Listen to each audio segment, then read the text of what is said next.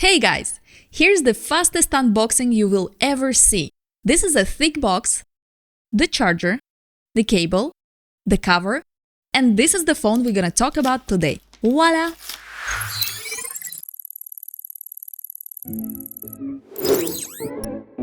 This is my friend's Poco M3 for 200 bucks.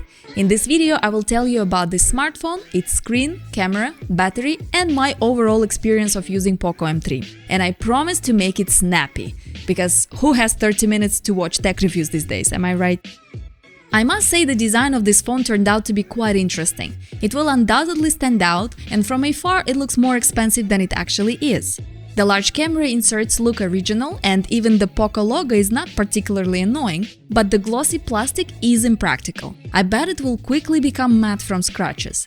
The body itself is made of textured plastic. It seems to imitate leather and looks a bit strange up close, but it's pleasant to touch. And unlike the camera insert, it won't scratch much, nor will it show fingerprints. So overall the material is practical. When it comes to colors, you can choose between black, blue and the brightest yellow. I would personally go for the sunshine color, and although I got the blue, I'm not gonna be blue about it. See what I did there? The smartphone is assembled soundly. All controls are on the right side. This is the power button and it is a fingerprint scanner. And above it is a volume rocker. On top there is a microphone, headphone output and infrared port. And on the bottom, a speaker, microphone and Type-C port. By the way, there are two dynamics here which create stereo sound. Check it out!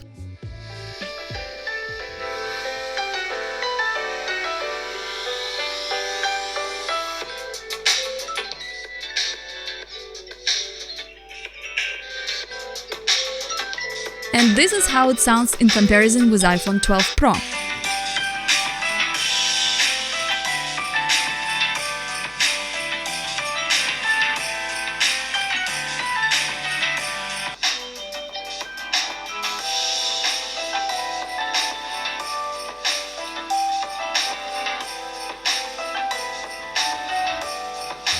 The speakers are not the loudest, but they are definitely not bad, and it will be enough for you for YouTube, podcasts and games.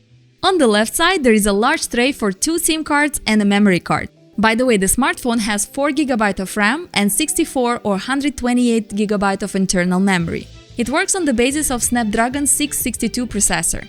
This is not the fastest chip, and in general the smartphone can hardly be called very fast.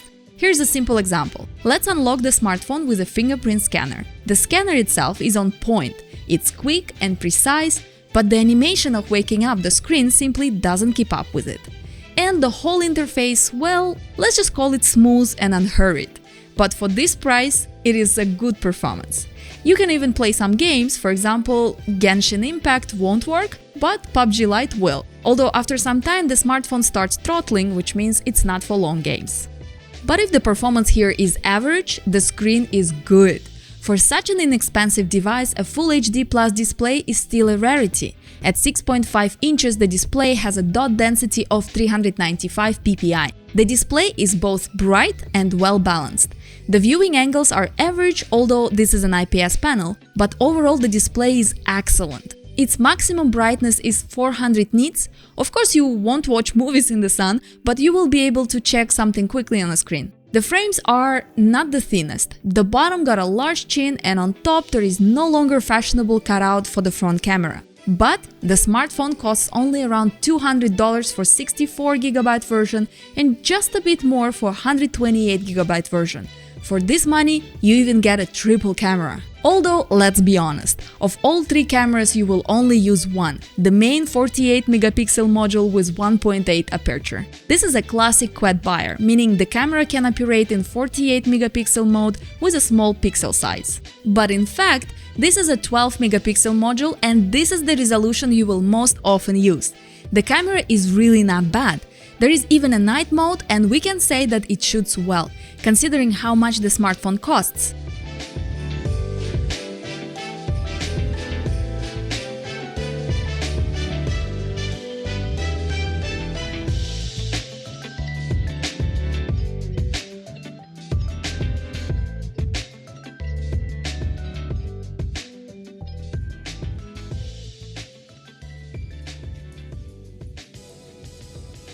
Poco M3 can record Full HD video at 30 frames per second. The quality is highly depending on the lighting.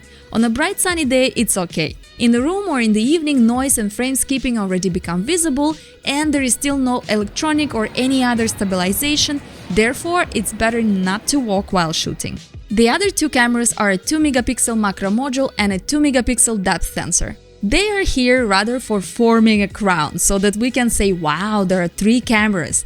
But you and me, we know the truth. One thing they did not save on is the volume of the battery. It is a 6000 mAh. Impressive size. By the way, it is because of the battery that the smartphone weighs significant 200 grams.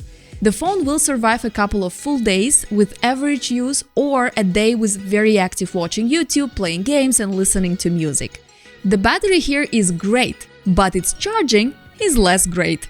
Included 18-watt charger charges the smartphone by 25% in half an hour, and a full charge takes just under 3 hours.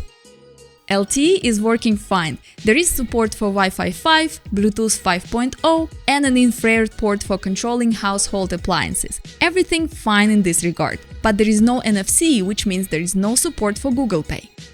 Now, let's count the pros and cons. The pros include good battery life, excellent screen, nice design and good stereo speakers.